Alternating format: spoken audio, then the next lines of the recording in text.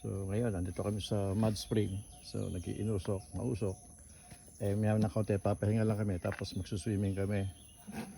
Medyo pagod pa lang. Luto ang katawan mo dyan. Pero ayan siya, yung mud spring ngayon. So medyo mababaw siya. Tapos Kumukulo ano? Dati hanggang dito eh.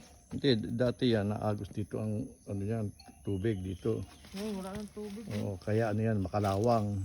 Kasi umaagos ngayon dito. Oo, naagos yan dati. Kaya makalawang. Makalawang ang tubig. Mainit. Ngayon wala na. Parang naambon.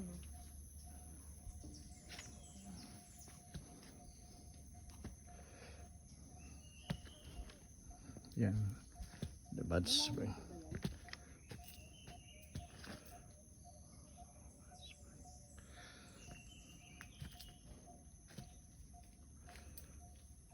So ito yung famous mud spring in Mount Makiling.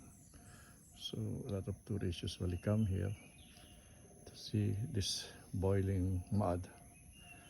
But yeah, unlike compare before, the water looks like it becomes shallow, and the rivers is not, you know, the river's gone.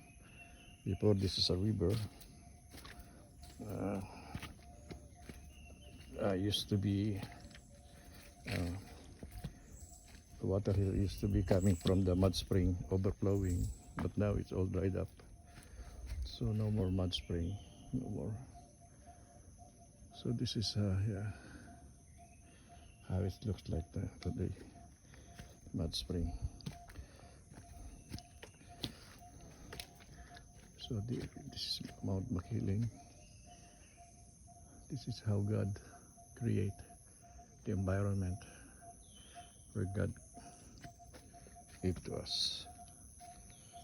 Lord Jesus. Yeah. Actually, yeah, this is mud. This is mud. Alright, see you in my next video. Please like and share and subscribe to my channel. This is your Kuya Boy at 70. See you on my next vlog. Thank you. Bye.